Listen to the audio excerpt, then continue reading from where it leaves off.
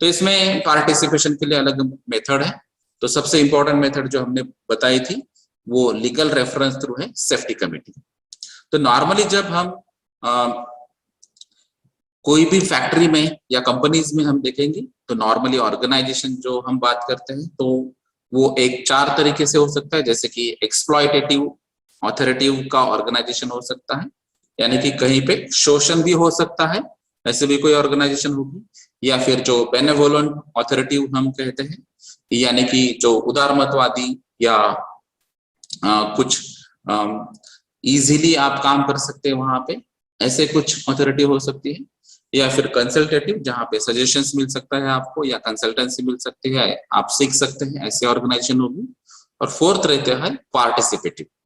तो ये normally organisation यानी कि जो 4 टाइप्स ऑफ मैनेजमेंट होते हैं, तो उसमें ये आपके लिए इंपॉर्टेंट है, ये पर्टिकुलर टॉपिक के लिए पार्टिसिपेटिव, यानी कि आप ऑर्गेनाइजेशंस के अंदर जो अलग अलग मैनेजमेंट के तरीके हैं उसमें अगर पार्टिसिपेशन थ्रू आप कुछ सीख सकते हैं, इंप्रूवमेंट हो सकती है, करेक्शंस हो सकते हैं और दूसरे लोगों को भी आप सिखा सकते हैं, तो वो सबसे अच्छा तरीका है। तो ये 4th टाइप ऑफ मैनेजमेंट जो है पार्टिसिपेटिव, ये इंपॉर्टेंट है यहाँ पे, और ये सेफ्टी कमिटी थ्रू भी यहाँ पे वर्कआउट हो सकता है। तो अगर आपने देखा होगा कि सेफ्टी कमिटीज अलग अलग कंट्रीज में और अलग अलग स्टेट्स में उसके रूल्स एंड रेगुलेशन है, उसके थ्रू भी आप सेफ्टी कमेटी फॉर्म कर सकते हैं। लेकिन सबसे इंपॉर्टेंट बात यह है कि आपको अलग अलग एरिया से, अलग अलग डिपार्टमेंट से, अलग अलग लेवल से यहाँ पे मेंबर्स आएंगे और हर एक मेंबर का जो एक्सपर्टाइज होगा उसके थ्रू आपको यहाँ पे डिटेल नॉलेज एक ही मीटिंग में मिल सकता है।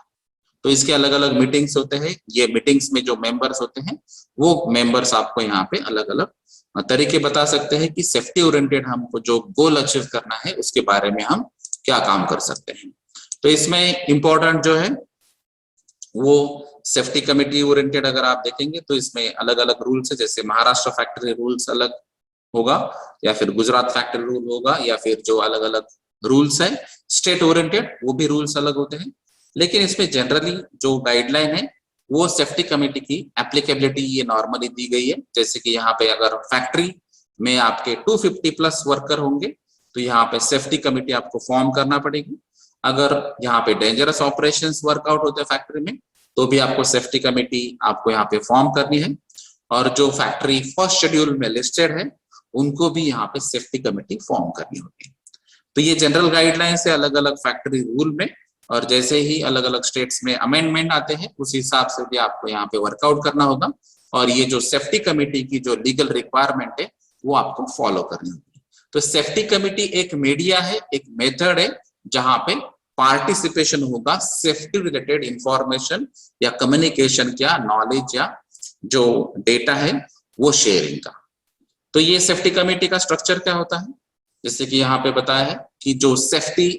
का मेन सीनियर ऑफिशियल होगा वो यहाँ पे ये कमेटी का चेयरमैन होगा। जो सेफ्टी ऑफिसर या फिर फैक्ट्री मेडिकल ऑफिसर होगा तो वो सेक्रेटरी होगा। जो रिप्रेजेंटेशन करने वाले मेंबर से बाकी के उसमें प्रोडक्शन डिपार्टमेंट का, मेंटेनेंस डिपार्टमेंट, परचेस डिपार्टमेंट के मेंबर्स यहाँ पे कंपलसरी होने चाहिए। और उसके अलावा जो हमने बात की थी वर्कर्स पार्टिसिपेशन, तो ये वर्कर रिप्रेजेंटेटिव यहाँ पे कंपलसरी है। तो ये लीगल रिक्वायरमेंट है, इसलिए आपको वर्कर रिप्रेजेंटेटिव यहाँ पे ऐड करना होगा और ये इक्वल नंबर में होगा। तो यहाँ पे वर्कर के भी रिप्रेजेंटेटिव्स ऐड होते हैं। तो नॉर्मली ये जो बेसिक स्ट्रक्चर जो है, तो ये कमेटी अगर जब फॉर्म होती है तो नॉर्मली ये 2 साल के लिए यहाँ पे उसका टेन्योर होता है, यानी कि 2 साल तक ही कमेटी होगी और 2 साल के बाद आप यही कमेटी सेम कैरी कर सकते हैं या फिर उसको रिन्यू कर सकते हैं, या फिर कमेटी के मेंबर्स भी यहाँ पे चेंज हो सकते हैं अलग अलग रीजन की वजह से। तो ये नॉर्मली जो सेफ्टी कमेटी है उसकी मीटिंग होती है, तो ये कम से कम 3 महीने में एक बार होती है। तो ये जो भी मिनट्स होते हैं उसका आपको रिकॉर्डिंग करना पड़ेगा, और उसके बाद में फिर आपको जो फैक्ट्री इंस्पेक्टर है उनको ये दिखाना भी होगा। जो director of industrial safety and health department के जो फैक्ट्री इंस्पेक्टर आते हैं या फिर डेप्यूटी डायरेक्टर या असिस्टेंट डायरेक्टर या डायरेक्टर्स आते हैं, उनको ये भी बताना पड़ेगा कि हमारे यहाँ पे ये सेफ्टी कमेटी की ये मीटिंग्स हो चुके हैं, हमारी ये मिनट्स ऑफ मीटिंग है, ये डिस्कशन हो चुका है और उसका ये कंक्लूजन है, और हमने ये एग्जीक्यूशन या इम्प्लीमेंटेशन के लिए हमने ये अलग अलग स्टेप्स लिए। तो ये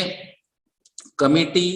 का मेन जो राइट है, ये जो हमने हजार्ड्स के बारे में बात की, तो सभी एम्प्लॉयज या वर्कर्स को पोटेंशियल हजार्ड्स के बारे में मालूमात होनी चाहिए, और फिर अलग अलग एक्सीडेंट होने की क्या चांसेस है, या फिर पहले जो एक्सीडेंट हो चुके हैं उसके रिलेटेड जो डेटा होगा, और एनवायरमेंट ओरिएंटेड अगर कुछ इनवर्स एडवर्स इम्पैक्ट अगर यहाँ पे होते हैं, निगेटिव इम्पैक्ट अगर यहाँ पे होते हैं, तो उसके बारे में भी यहाँ पे आपको डिस्कशन करना होगा। तो इसका मेन मोटिव है पोटेंशियल हजार्ड्स ओरिएंटेड आपको इंफॉर्मेशन देनी है, एक्सीडेंट ओरिएंटेड डेटा शेयर करना है, और एनवायरमेंट ओरिएंटेड जो निगेटिव इम्पैक्ट होते हैं उसका भी डेटा आपको यहाँ पे शेयर करना है। तो ये सबसे इंपॉर्टेंट यहाँ पे बात होगी। तो ये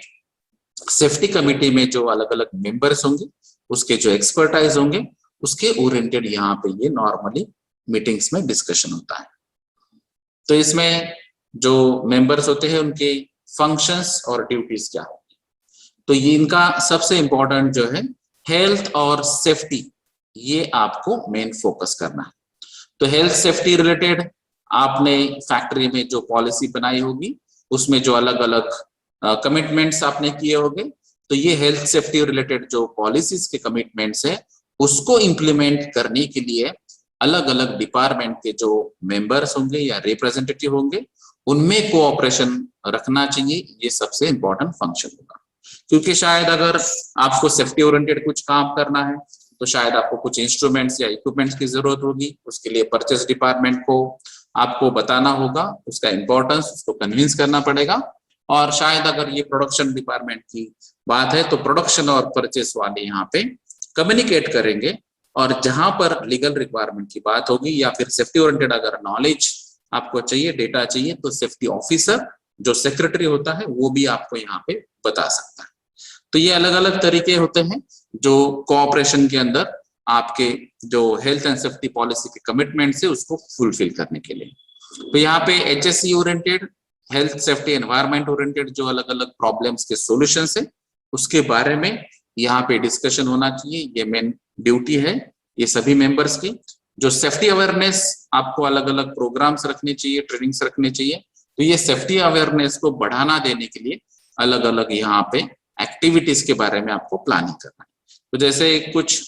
केसेस में एजुकेशनल एक्टिविटीज हो सकती है, कहीं पे ट्रेनिंग ऑर्गेनाइज करना पड़ेंगे, कहीं पे प्रमोशन एक्टिविटीज आपको करना पड़ेगी। तो ये सभी बातें आपको SH ओरिएंटेड जो भी होंगी, ये प्लान करना पड़ेगी, डिस्कस करना पड़ेगी, और उसकी फिजिबिलिटी भी चेक करना चाहिए। यानी कि ये अगर हमने ट्रेनिंग का प्लान किया है या फिर ये एक्टिविटी का प्लान किया है, तो यहाँ पे फिजिबिलिटी चेक भी होना चाहिए, जो ये एक्सपर्ट बता सकते कि ये टेक्निकली फिजिबल होगा या नहीं, इकोनॉमिकली फिजिबल है या नहीं, और इसका इंपॉर्टेंस क्या है, इसकी प्रायोरिटी क्या है, वो प्रायोरिटी लेवल पे भी आप यहाँ पे अलग अलग डिसीजन ले सकते हैं। तो कुछ तरीके यहाँ पे सेफ्टी सर्वे रहते हैं या फिर सेफ्टी ऑडिट्स रहते हैं, सेफ्टी के अलग अलग तरीके यहाँ पे आप इंप्लीमेंट कर सकते हैं। ये सभी अलग अलग फंक्शंस और ड्यूटीज है ये सभी मेंबर्स की। फिर उसमें अगर जो भी रिपोर्ट्स आते हैं, चाहे वो एक्सीडेंट ओरिएंटेड रिपोर्ट हो, इंसिडेंट ओरिएंटेड रिपोर्ट हो, या फिर कोई नियर मिस के लिए रिपोर्टेड हो, उसके असेसमेंट या फिर इमरजेंसी प्लानिंग की आपकी नीड है, तो उसमें इम्प्लीमेंटेशन और रिकमेंडेशंस क्या क्या होने चाहिए, ये सभी मेंबर्स आप यहाँ पे बता सकते हैं, क्योंकि हर एक डिपार्टमेंट का जो एक्सपर्ट पर्सन है, ये सेफ्टी का कमिटी मेंबर यहाँ पे रहने वाला है। उसके बाद जो अलग अलग सर्वेज होते हैं, तो उसमें हमने कहा था कि कॉजेस ऑफ एक्सीडेंट, यानी कि जो मेन रूट कॉज है वो हजार्ड्स और पोटेंशियल हजार्ड्स, इसके बारे में आपको यहाँ पे जानकारी लेनी चाहिए। पॉसिबल हजार्ड्स या पॉसिबल एक्सीडेंट्स या प्रेडिक्शंस, उसके बारे में भी यहाँ पे जानकारी देना सबसे ज्यादा जरूरी है। तो जो पहले का डेटा है जिसको एक्सीडेंट रिपोर्ट के ओरिएंटेड आप ले सकते हैं, और जो करंट एक्सपर्टाइज जो डेटा हो सकता है वो भी आपको यहाँ पे लेना है, और उसके बाद में फिर आपको फ्यूचर की एक्टिविटीज यहाँ पे डिसाइड करनी है। और जो मेन इमिनेंट डेंजर होगा, यानी कि इमीडिएटली आपको ये डेंजर आइडेंटिफाई करके आपको उस पर करेक्टिव मेजर्स लेने हैं। तो ये सबसे हाईएस्ट प्रायोरिटी पे जो भी कंप्लेंट्स आ चुकी होगी, तो ये हाईएस्ट प्रायोरिटी के बेसिस पे आपको इसको रिजॉल्व करना है, ये भी सबसे इंपॉर्टेंट ड्यूटी है। इसके अलावा जो खुद के कुछ रिकमेंडेशंस हो गए, लास्ट के कुछ मीटिंग्स में जो रिकमेंडेशन दिए होंगे, अगर वो यहाँ पे इम्प्लीमेंट नहीं हुआ है तो वो इम्प्लीमेंटेशन के लिए रिव्यू लेना चाहिए कि ये इम्प्लीमेंट क्यों नहीं हुआ या फिर ये लेट क्यों हुआ और अभी आप फ्यूचर में क्या करने वाले हैं। तो इसके अलग अलग जो पॉइंट्स रहते हैं उसके पॉइंट्स के भी रिव्यू लेना है। फिर जो सब कमिटीज, अगर यहाँ पे आपको लगता है कि मुझे एक ही डिपार्टमेंट में इतना सारा काम करना है, उसके लिए मुझे ये मैन पावर लगेगी या फिर टेक्निकल सपोर्ट लगेगा या फिर कुछ एक्सपर्टाइज का सपोर्ट लगेगा या फिर कुछ यहाँ पे इंस्ट्रूमेंट्स या इक्विपमेंट्स का सपोर्ट लगेगा, तो आप सब कमिटीज भी यहाँ पे फॉर्म कर सकते हैं। और जैसे ही आपके यहाँ पे कितना मैन पावर है, कितना एरिया है, कितने हजार्ड्स अवेलेबल है, उसके बेसिस पे सब कमिटीज यहाँ पे नॉर्मली फॉर्म हो सकती है। तो ये अलग अलग जो ऑब्जेक्टिव्स है ये फुलफिल करने के लिए आपको इम्पोर्टेंट यहाँ पे काम करना है सभी मेंबर्स को जो फंक्शंस और ड्यूटीज के अंदर आता है। और फिर ये जो कमिटी का ओवरऑल जो डिस्कशन है, ओवरऑल जो मीटिंग्स के मिनट्स है, वो सभी आपको मैनेजिंग डायरेक्टर को बताना चाहिए, अलग अलग सेफ्टी बोर्ड्स को या फिर जो एग्जीक्यूटिव्स होते हैं उनको बताना चाहिए। शायद उसी बेसिस पे आपको कुछ अलग वहां पे सजेशंस भी मिल सकते हैं और उसके बेसिस पे फिर आप मॉडिफाई करके आप जो इम्प्लीमेंट करना चाहते हैं वो इम्प्लीमेंटेशन के लिए जा सकते हैं। तो इसमें नॉर्मली जैसे हमने बात की कि कुछ सब कमिटीज यहाँ पे हो सकती है। तो अगर आपका मल्टीनेशनल कंपनी का ग्रुप है या फिर लार्ज स्केल इंडस्ट्री है तो नॉर्मली इसमें मेन और सेंट्रल सेफ्टी कमेटी होती है, ये सबसे इंपॉर्टेंट कमेटी होती है। उसके अलावा यहाँ पे प्लांट या शॉप सेफ्टी कमेटी अलग हो सकती है, फिर टेक्निकल सेफ्टी कमेटी अलग हो सकती है, स्पेशल पर्पस सेफ्टी कमेटी यहाँ पे अलग हो सकती है। तो ये आपके फैक्ट्री के ऊपर डिपेंड है, आपके यहाँ पे हजार्ड्स क्या अवेलेबल है, डेंजरस ऑपरेशंस है या फिर हजार्डस केमिकल आप हैंडल करते हैं, मैन्युफैक्चर करते हैं या फिर स्टोर करते हैं, ये सभी चीजों पे ये सब डिपेंड होगा कि आपको ये सब कमिटीज की जरूरत है या नहीं। अगर ये आपके यहाँ पे थाउजेंड्स में अगर एम्प्लॉयज होते हैं तो यहाँ पे आपको ये सब कमिटीज की जरूरत होगी। तो ये इसमें इसेंशियल जो रिक्वायरमेंट्स है, तो मेन कमिटी जो है उसमें 12 लोग जो एग्जीक्यूटिव करके काम कर सकते हैं और फिर बाकी के जो मेंबर्स हैं वो अलग अलग कमिटी के रिक्वायरमेंट के हिसाब से आप वहाँ पे फेलो मेंबर की जगह ले सकते हैं। तो ये मेंबर्स में अगर आपने देखा है तो यहाँ पे कुछ मेंबर्स को वर्किंग कंडीशंस का एक्सपर्टाइज होना चाहिए या फिर वर्क मेथड्स के बारे में नॉलेज होना चाहिए, उनकी प्रैक्टिसेस ऑलरेडी होनी चाहिए और उसके थ्रू जो ऊपर गया है वो मेंबर वहां पे होना चाहिए, क्योंकि उसको एक्चुअली प्लेटफॉर्म पे क्या होता है, प्रॉब्लम क्या हो सकते हैं, हजार्ड्स क्या होते हैं, पहले एक्सीडेंट क्या हो चुके हैं और अभी आपको सोल्यूशन क्या देना चाहिए, ये वो मेंबर्स को मालूम होना चाहिए। तो ये सभी अलग अलग जो बातें हैं वो मेंबर्स को जो नॉलेज होगा वो पर्टिकुलर कमिटी में वहां पे जा सकते हैं। अगर कोई शॉप फ्लोर पे काम करने वाला वर्कर या एम्प्लॉय है और आज अगर वो मैनेजर बन चुका है तो वो यहाँ पे शॉप सेफ्टी कमेटी या प्लांट सेफ्टी कमेटी में आ सकता है, क्योंकि ऑलरेडी उसको डिटेल नॉलेज है वहां पे।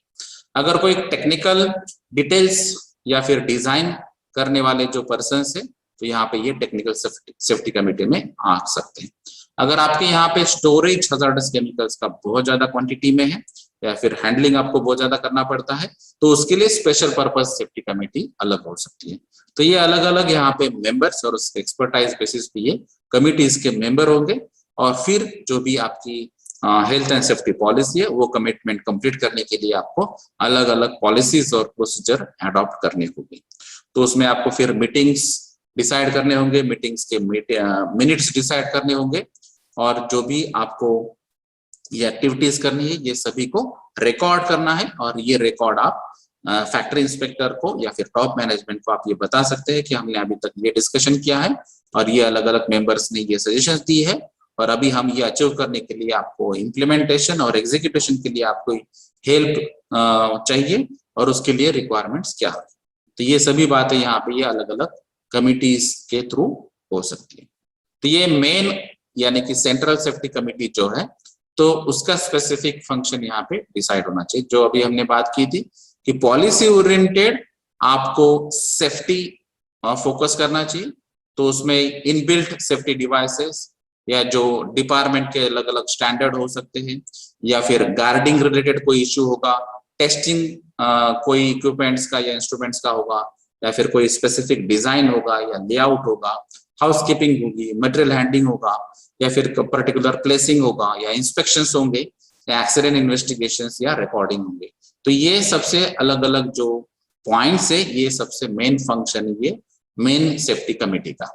और फिर उसके अलावा वो सुपरविजन कर सकते हैं, प्लानिंग कर सकते हैं, प्रोग्राम्स यहाँ पे लग सकते हैं, या फिर जो सेफ्टी ओरिएंटेड एजुकेशन या ट्रेनिंग्स,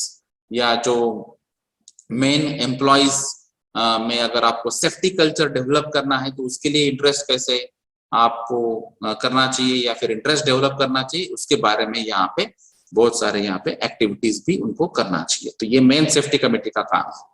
तो इसमें कुछ प्रोसीजर्स आपको फाइनलाइज करनी होगी, कुछ ऑडिट्स यहाँ पे इंटरनल ऑडिट हो सकता है, एक्सटर्नल ऑडिट हो सकता है, अप्रेजल सिस्टम्स में आपको कुछ चेंजेस करने होंगे, और वहां पे अप्रेजल सिस्टम्स में भी सेफ्टी का मेन रोल होता है, उसका इंपॉर्टेंस होता है, वो भी यहाँ पे आपको इनकॉर्पोरेट करना होगा। उसके अलावा जो अनसेफ कंडीशंस और अनसेफ एक्ट्स होते हैं,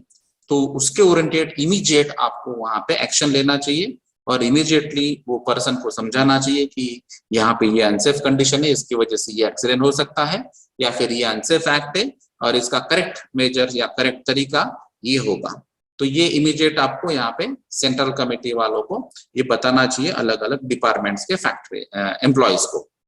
उसके अलावा जो सेफ्टी डिवाइसेस या कुछ प्रोटेक्टिव इक्विपमेंट अगर आपको वहां पे सजेस्ट करने हैं,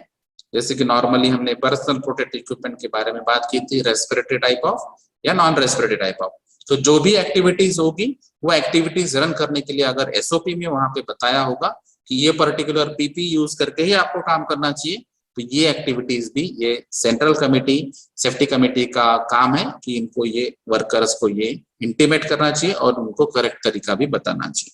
उसके अलावा जो अलग अलग मॉक ड्रिल्स होते हैं, जैसे कि फायर ड्रिल्स या रिहर्सल, या फिर ऑन साइट इमरजेंसी प्लानिंग या ऑफ साइट इमरजेंसी प्लानिंग, इसके बारे में भी आपको जानकारी देनी चाहिए। और जब भी ये मॉक ड्रिल्स होंगे या रिहर्सल्स होंगे तो सभी वर्कर्स को आपको करेक्ट तरीके से आपको बताना चाहिए कि एग्जैक्टली फायर एक्सटिंग्विश कैसे करते हैं, या फिर इमरजेंसी प्लानिंग में आपको कैसे एक्ट करना है, आपके असेंबली पॉइंट्स क्या होते हैं, या फिर पब्लिक एड्रेस सिस्टम थ्रू जो भी आपको इंटीमेशंस आते हैं या फिर गाइडलाइंस आते हैं उसको फॉलो कैसे करना है, पैनिक नहीं होना चाहिए, फ्रस्ट्रेशन नहीं आना चाहिए, इसके लिए आपको क्या काम करना चाहिए। तो ये ऐसे बहुत सारी बातें यहाँ पे ये सेंट्रल सेफ्टी कमेटी आपको बता सकती है। और फिर उसके अलावा जो कॉम्पिटिशन्स होते हैं जिसके थ्रू यहाँ पे एम्प्लॉय का मेन पार्टिसिपेशन होगा, तो अलग अलग कॉम्पिटिशन यहाँ पे ये अरेंज कर सकते हैं, और फिर उसके बेसिस पे आपको अवार्ड्स भी यहाँ पे एनकरेजमेंट के लिए या फिर मोटिवेशन के लिए यहाँ पे मिल सकते हैं। तो ये सभी सेंट्रल सेफ्टी कमेटी के अलग अलग फंक्शंस। जो प्लांट सेफ्टी कमेटी है उसमें स्पेसिफिक प्लांट ओरिएंटेड फोकस होगा। तो यहाँ पे आपके प्लांट में जो एक्सीडेंट के रिकॉर्ड्स है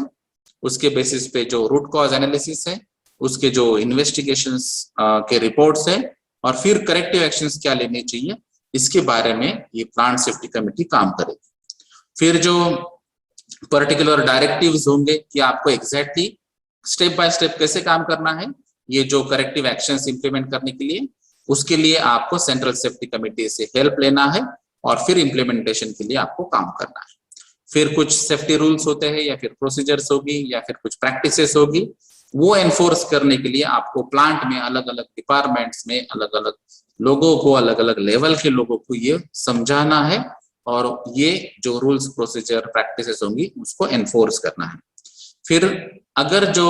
पर्सनल प्रोटेक्टिव इक्विपमेंट यूज नहीं करते हैं, अगर फैसिलिटी आपके पास अवेलेबल है, एसओपी में बताया गया है कि आपको पर्सनल प्रोटेक्टिव इक्विपमेंट यूज करना है, फिर भी अगर वो यूज नहीं करते होंगे तो उनको एनकरेज करने के लिए, एनफोर्स करने के लिए आपको अलग अलग तरीके यहाँ पे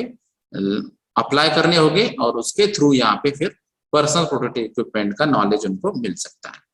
जो सेफ्टी इंस्पेक्शंस के कुछ राउंड्स होते हैं, तो अलग अलग शॉप्स में आपको अलग अलग सेक्शंस में ये इंस्पेक्शंस के राउंड्स लगाने होंगे, और उसका जो एक्सट्रैक्ट होगा वो मेन सेफ्टी कमेटी को आपको बताना है कि ये पर्टिकुलर शॉप में ये सेक्शन में ऐसी एक्टिविटी थी, और इसके बारे में ये लोगों को आपको कुछ ट्रेनिंग देना है या फिर आपको कन्विंस करना है इसके बारे में, क्योंकि ये हजार्ड्स आपको मिनिमाइज करना है।